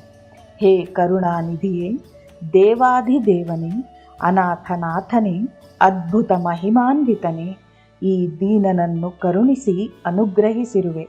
ತಂದೆಯೇ, ನಿನ್ನ ಸಂಕಲ್ಪ ಶಕ್ತಿಯಿಂದ ಪ್ರಸಾದಿಸಲ್ಪಟ್ಟ ಈ ವಿದ್ಯೆಯು ನಿನ್ನನ್ನು ಮರೆಯದೇ ಸ್ಮರಿಸುವ ಶಕ್ತಿಯನ್ನು, ಭಕ್ತಿಯನ್ನೂ ಪ್ರಸಾದಿಸಿ ನನ್ನನ್ನು ಸದಾ ನಿನ್ನ ಪಾದಾರವಿಂದ ಸನ್ನಿಧಿಯಲ್ಲಿ ಇರುವಂತೆ ವರವನ್ನು ಕೊಡು. ನನಗೆ ತಾಯಿ, ತಂದೆ, ಗುರು, ದೈವ ಎಲ್ಲವೂ ನೀನೇ ಪ್ರಭುವೇ. ತ್ವಮೇವ ಮಾತಾ ಚ ಪಿತಾ ತ್ವಮೇವ, ತ್ವಮೇವ ಬಂಧುಶ್ಚ ಸಖಾ ತ್ವಮೇವ, ತ್ವಮೇವ ವಿದ್ಯಾದ್ರವಿಣಂ ತ್ವಮೇವ, ತ್ವಮೇವ ಸರ್ವಂ ಮಮ ದೇವದೇವ. ದಾತ, ವಿಧಾತ, ಸಕಲ ಜಗನ್ನಿರ್ಮಾಣಕರ್ತ, ಅನಂತ, ಅಚ್ಯುತ, ಭಕ್ತ, ಭೀಷ್ಟಪ್ರದಾತ, ಸತ್ಯ ಧರ್ಮ ಶಾಂತಿ ಪ್ರೇಮ ಸ್ವರೂಪ, ಪಾಹಿ ಮಾಂ ಅನಘೇಶ ಶ್ರೀದತ್ತ. ಅತ್ರಿವರದಾಯಕ, ಅನುಸೂಯಾ ಪುತ್ರಕ, ಆಪದ್ದುದ್ಧಾರಕ, ಆನಂದದಾಯಕ, ಆ ಸೇತು ಶೀತನಗ ಆಶ್ರಿತ ಪರಿಪಾಲಕ, ಪಾಹಿ ಮಾಂ ಅನಘೇಶ ಶ್ರೀದತ್ತ. ಮುನಿಜನ ವಂದಿತ, ಮುಮುಕ್ಷು ಸೇವಿತ, ಯೋಗೀಶ್ವರೇಶ್ವರ, ಯೋಗೀಜನ ವಲ್ಲಭ, ಯೋಗ ಮಾಯಾಧೀಶ, ಯೋಗೀಶ ಪೂಜಿತ, ಪಾಹಿ ಮಾಂ ಅನಘೇಶ ಶ್ರೀದತ್ತ. ಕರುಣಾ ಜಲನಿಧಿ, ಶುಭ ಕಲ್ಪಭೂಜ, ಅರುಣಾರುಣತೇಜ, ಶ್ರೀಪಾದರಾಜ, ಅಪೂರ್ವ ಗುಣಗಣಮಿಳಿತ ಪದಾಂಬುಜ, ಪಾಹಿ ಮಾಂ ಅನಘೇಶ ಶ್ರೀದತ್ತ. ಸಕಲ ವೇದಸಾರ, ಸಂಸಾರ ಭಯದೂರ, ವಿಜ್ಞಾನ ವಿಸ್ತಾರ, ಸುಜ್ಞಾನ ಪ್ರಸ್ತಾರ, ಓಂಕಾರ ಹ್ರೀಂಕಾರ, ಅಕ್ಷರಾಕಾರ, ಪಾಹಿ ಮಾಂ ಅನಘೇಶ ಶ್ರೀದತ್ತ. ಅತುಲಿತ ಬ್ರಹ್ಮಾಂಡ ಅಧಿನಾಯಕ, ದೇವೇಂದ್ರಾದ್ಯಮರ ಸಂಕಟಹಾರಕ, ಜಂಭಾಸುರಾದಿ ದುಷ್ಟ ಸಂಹಾರಕ, ಪಾಹಿ ಮಾಂ ಅನಘೇಶ ಶ್ರೀದತ್ತ. ಸುಮತಿ ಅಪ್ಪಲ ರಾಜ, ದತ್ತವರ ಪುತ್ರ, ಸಕಲ ತೀರ್ಥಕ್ಷೇತ್ರ, ಪಾವನಾ ಶುಭಗಾತ್ರ, ಶ್ರೀ ಕ್ಷೇತ್ರ ಕುರುವಪುರ, ಶ್ರೀಕರ ಚರಿತ್ರ, ಪಾಹಿ ಮಾಂ ಅನಘೇಶ ಶ್ರೀದತ್ತ. ಅಂಬಿಕಾ ವರಸುತ, ಪ್ರಾಣಪ್ರದಾತ, ಸಕಲ ವಿದ್ಯಾಪೂರ್ಣ ಜ್ಞಾನಪ್ರದೀಪ್ತ, ಆಂಜನೇಯ ಶರ್ಮ, ಭಾಗ್ಯವಿಧಾತ, ಪಾಹಿ ಮಾಂ ಅನಘೇಶ ಶ್ರೀದತ್ತ. ಶ್ರೀಪಾದಾಷ್ಟಕಂ ಮಿದಂ ಪುಣ್ಯಂ ವಿದ್ಯಾವಾನ್ಯಃ ಪಠೇನ್ನರಃ, ಬುದ್ಧಿರ್ಬಲಂ ಯಶೋಧೈರ್ಯಂ ಲಭತೆ ಸರ್ವಕಾಮಿತಃ ಎಂದು ಸ್ತೋತ್ರವನ್ನು ಪಠಿಸಿದನು. ಈ ಘಟನೆಯೊಂದಿಗೆ ಆ ಸ್ವಾಮಿಯವರ ದಿವ್ಯ ಮಹಿಮೆಯು ಎಲ್ಲರಿಗೂ ತಿಳಿಯಿತು. ಅವರ ಘನತೆಯು ಪರಿಸರ ಗ್ರಾಮಗಳಿಗೆ ಕ್ಷಣದಲ್ಲಿ ಪ್ರಚಾರವಾಯಿತು. ಪತಿಯ ಮರಣದಿಂದ ಅನಾಥಳಾಗಿ ಸ್ವಗ್ರಾಮವಾದ ಕುರುವಪುರವನ್ನು ಬಿಟ್ಟು ಅವಮಾನ ಭಾರದಿಂದ ಸ್ಥಿರ ಮನಸ್ಸಿಲ್ಲದೆ ಗ್ರಾಮಗಳಲ್ಲಿ ತಿರುಗುತ್ತಾ ಭಿಕ್ಷೆಯನ್ನು ಯಾಚಿಸುತ್ತಾ ಎಲ್ಲರಿಂದಲೂ ನಿಂದಿಸಲ್ಪಡುತ್ತಾ ತಾಯಿ ಅಂಬಿಕೆಯು ಮಗ ಆಂಜನೇಯ ಶರ್ಮನು ಶ್ರೀಪಾದ ಸ್ವಾಮಿಯವರ ಅನುಗ್ರಹವನ್ನು ಪಡೆದುದರಿಂದ ಅವರ ದರಿದ್ರವು ದೂರ ಹೋಯಿತು. ಈ ಮಹಿಮೆಯನ್ನು ಕುರಿತು ತಿಳಿದುಕೊಂಡ ಪಂಚದೇವ್ ಪಹಾಡ್ ಗ್ರಾಮಸ್ಥರು, ಹಿರಿಯರು, ಪಟೇಲರು ಮುಂತಾದವರು ಆಂಜನೇಯ ಶರ್ಮನನ್ನು ತಮ್ಮ ಗ್ರಾಮದಲ್ಲಿಯೇ ಇರಬೇಕೆಂದು ಕೋರಿದರು.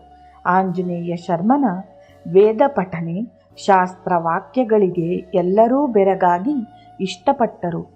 ಅವರ ನಿವಾಸಕ್ಕಾಗಿ ಗೃಹವನ್ನು ಉಚಿತವಾಗಿ ಕೊಡುವೆವು ಎಂದು ಕೆಲವರು, ಆಹಾರ ಧಾನ್ಯಗಳನ್ನು ಒದಗಿಸುತ್ತೇವೆ ಎಂದು ಕೆಲವರು ಮುಂದೆ ಬಂದರು.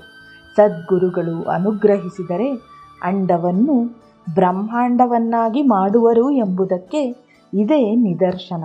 ಸತ್ಯ ವಾಕ್ಪರಿಪಾಲಕರಾದ ಶ್ರೀಪಾದ ಶ್ರೀ ವಲ್ಲಭರು ಹೇಳಿದಂತೆ ಅವರ ಜಾತಕಗಳು ಪೂರ್ತಿಯಾಗಿ ಬದಲಾದವು. ಮೃತ್ಯುವನ್ನು ಆಹ್ವಾನಿಸಿದ ತಮ್ಮ ಜೀವನದಲ್ಲಿ ಶ್ರೀಪಾದ ಸ್ವಾಮಿಯವರು ಅಮೃತ ವೃಷ್ಟಿಯನ್ನು ಸುರಿದರು. ಶ್ರೀಪಾದರು ಆಜ್ಞಾಪಿಸಿದ ಶಿವಪೂಜೆಯನ್ನು ನಿತ್ಯವೂ ಮಾಡಬೇಕೆಂದು ಅಂಬಿಕೆಯು ನಿಶ್ಚಯಿಸಿಕೊಂಡಳು. ದಿಗಂಬರ ದಿಗಂಬರ, ಶ್ರೀಪಾದವಲ್ಲಭ ದಿಗಂಬರ ಎನ್ನುತ್ತಾ ಆ ನಾಮವನ್ನು ನಿರಂತರವಾಗಿ ಸ್ಮರಿಸುತ್ತಾ ಅವರು ಆನಂದಮಯ ಜೀವನವನ್ನು ಮಾಡಿದರು. ಭಕ್ತರೇ, ಈ ವಿಧವಾಗಿ ಶ್ರೀಪಾದ ಸ್ವಾಮಿಯವರು ತಪಸ್ಸು ಮಾಡಿದ್ದು ತಮ್ಮ ಉದ್ಧಾರಕ್ಕಾಗಿ ಅಲ್ಲ, ಎಲ್ಲರನ್ನೂ ಉದ್ಧರಿಸುವುದಕ್ಕಾಗಿ ವಿನಿಯೋಗಿಸುತ್ತಾರೆ. ಗೋವಿಂದ ಭಟ್ಟರ ಯಾತ್ರಾ ವೃಂದವು ಬಂದು ಹೋದ ದಿನದಿಂದ ಪಶುಪುಲ ಪಂಚದೇವ್ ಪಹಾಡ್ ಗ್ರಾಮಸ್ಥರು ಕೃಷ್ಣಾ ನದಿಯಲ್ಲಿ ಸ್ನಾನವನ್ನು ಮಾಡುವುದನ್ನು, ಸ್ವಾಮಿಯವರನ್ನು ನೋಡಿ ನಮಸ್ಕರಿಸುವುದನ್ನು ಅಭ್ಯಾಸ ಮಾಡಿಕೊಂಡರು. ಗೋವಿಂದ ಭಟ್ಟರು ಉಚ್ಚರಿಸಿದ ನಾಮವೇ ಮಹಾಮಂತ್ರವಾಗಿ ಬೆಳಕಿಗೆ ಬಂದಿತು. ಗೋಕರ್ಣ, ಆಳಂದಿ, ಪಂಡರೀಪುರದ ಭಕ್ತರ ಮೂಲಕ ಶ್ರೀಪಾದರ ಲೀಲೆಗಳು, ಮಹಿಮಾನ್ವಿತವಾದ ನಾಮವು ಮಹಾರಾಷ್ಟ್ರವೆಲ್ಲವೂ ಪ್ರಚಾರವಾಗಿದೆ.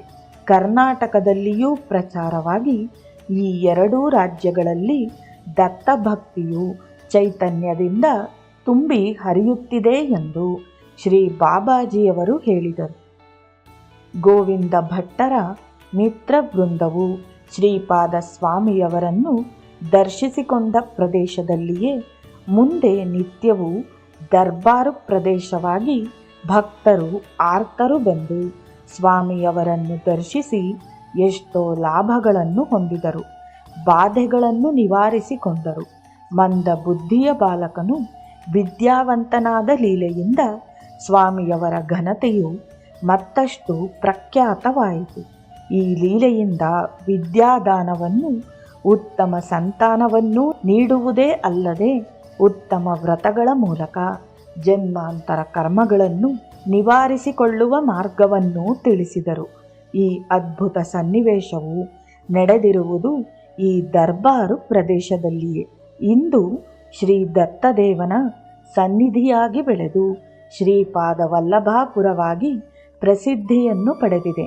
ಅನೇಕ ದಿವ್ಯ ದರ್ಶನಗಳನ್ನು ಆಶ್ರಯಿಸಿದ ಭಕ್ತರಿಗೆ ಅನುಗ್ರಹವನ್ನು ಪ್ರಸಾದಿಸುತ್ತಾ ಅದೃಶ್ಯವಾಗಿ ಶ್ರೀಪಾದ ಶ್ರೀ ವಲ್ಲಭರು ಆಶೀರ್ವದಿಸುತ್ತಿದ್ದಾರೆ ಎನ್ನುತ್ತಾ ಶ್ರೀ ಬಾಬಾಜಿಯವರು ಆನಂದ ಭಾಷ್ಪಗಳೊಂದಿಗೆ ತಿಳಿಸಿದರು. ಶ್ರೀ ಬಾಬಾಜಿಯವರು ಹೇಳಿದ ಈ ಸುದೀರ್ಘ ಪ್ರವಚನ ಕಥಾಸಾರವು ಎಲ್ಲರ ಮನಸ್ಸುಗಳನ್ನು ಆಶ್ಚರ್ಯಾನಂದ ಸಾಗರದಲ್ಲಿ ಮುಳುಗಿಸಿತು. ನಾನು ಎಚ್ಚೆತ್ತುಕೊಂಡು ಸ್ವಾಮಿ ಈ ವೃತ್ತಾಂತವನ್ನು ಹೇಳುತ್ತಿರುವಾಗ ಮಧ್ಯೆ ಮಾತನಾಡಬಾರದೆಂದು ಸುಮ್ಮನಿದ್ದೆ.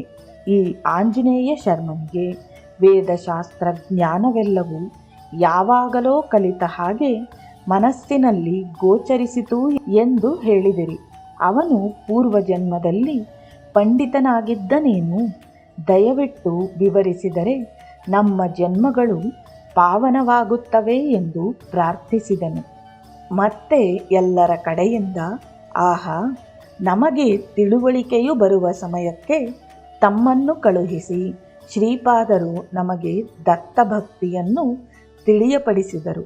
ಇದು ನಮ್ಮ ಅದೃಷ್ಟ. ಕಲಿಯುಗ ಪ್ರಥಮ ದತ್ತಾವತಾರನ ಪ್ರಥಮ ಕಾರ್ಯಕ್ಷೇತ್ರದಲ್ಲಿ ಅವರು ಕೈ ಹಿಡಿದ ನೂತನ ಪ್ರಣಾಳಿಕೆಯನ್ನು ಕುರಿತು ತಿಳಿದುಕೊಳ್ಳಲು ನಾವೆಷ್ಟು ಪುಣ್ಯವನ್ನು ಮಾಡಿದ್ದೆವು. ದತ್ತ ಸಂಪ್ರದಾಯ ವಿಶಿಷ್ಟತೆಯನ್ನು ನಮಗೆ ಪ್ರಬೋಧಿಸಿ ನಮ್ಮ ಜನ್ಮಗಳನ್ನು ಚರಿತಾರ್ಥ ಮಾಡಿರುವಿರಿ ಎಂದು ಹೇಳಿದೆನು. ನಾವೆಲ್ಲರೂ ಒಂದೇ ಸಲ ಎದ್ದು ನಿಂತುಕೊಂಡು ಕೈಗಳನ್ನು ಜೋಡಿಸಿ ಕಾಷಾಯ ವಸ್ತ್ರಂ ಕರದಂಡಧಾರಿಣಂ ಕಮಂಡಲುಂ ಪದ್ಮಕರಣೇ ಶಂಖಂ ಛತ್ರಂ ಶತಾಭೂಷಿತ ಭೂಷಣಾಢ್ಯಂ ಶ್ರೀಪಾದರಾಜಂ ಚರಣಂ ಪ್ರಪದ್ಯೆ. ಶ್ರೀಪಾದ ಶ್ರೀವಲ್ಲಭ ಸದ್ಗುರು ಸ್ವರೂಪನೇ, ಶ್ರೀ ವಲ್ಲಭಾಪುರ ವಿಹಾರ ಶೋಭನಾ ಮೂರ್ತಿಯೇ, ಭಕ್ತ ಚಿಂತಾಮಣಿಯೇ, ದಯಾಸಾಗರನೇ, ಪಂಡರೀನಾಥಾಂಶ ಸಂಭೂತನೇ, ಪರಮ ಗುರುವೇ ಜೈ ಜೈ, ಶಿಷ್ಯ ವತ್ಸಲನೇ ಜೈ ಜೈ, ಅನ್ಯಥಾ ಶರಣಂ ನಾಸ್ತಿ ತ್ವಮೇವ ಶರಣಂ ಮಮ. ತಸ್ಮಾತ್ ಕಾರುಣ್ಯ ಭಾವೇನ ರಕ್ಷ ರಕ್ಷ ದತ್ತ ಪ್ರಭೋ ಎನ್ನುತ್ತಾ ಶ್ರೀ ಶ್ರೀ ವಿಠಲಾನಂದ ಸರಸ್ವತಿ ಸ್ವಾಮಿಯವರ ಪಾದ ಕಮಲಗಳಿಗೆ ಸಾಷ್ಟಾಂಗ ನಮಸ್ಕಾರಗಳನ್ನು ಮಾಡಿದೆವು. ಹೃದಯಗಳು ಭಕ್ತಿ ಪ್ರಪತ್ತಿಗಳಿಂದ ತುಂಬಿರಲು ಶ್ರೀ ಬಾಬಾಜಿಯವರು ನಮ್ಮ ಕಡೆಗೆ ಮುಗುಳ್ನಗೆಯನ್ನು ಬೀರುತ್ತಾ ಕೈಗಳನ್ನು ಮೇಲೆತ್ತಿ ನಮ್ಮನ್ನು ಆಶೀರ್ವದಿಸುತ್ತಿರುವುದನ್ನು ಕಂಡು ನಮ್ಮ ಜನ್ಮಗಳು ಸಾರ್ಥಕವಾದವು ಎಂದುಕೊಂಡು ಪುಲಕಿತಗೊಂಡೆವು. ಪಾಹಿಮಾಂ ಪಾಹಿಮಾಂ ಅನಘೇಶ ಶ್ರೀದತ್ತ. ಇಲ್ಲಿಗೆ 12ನೇ ಅಧ್ಯಾಯವು ಸಂಪೂರ್ಣವಾಯಿತು. ದಿಗಂಬರ ದಿಗಂಬರ ಶ್ರೀಪಾದವಲ್ಲಭ ದಿಗಂಬರ.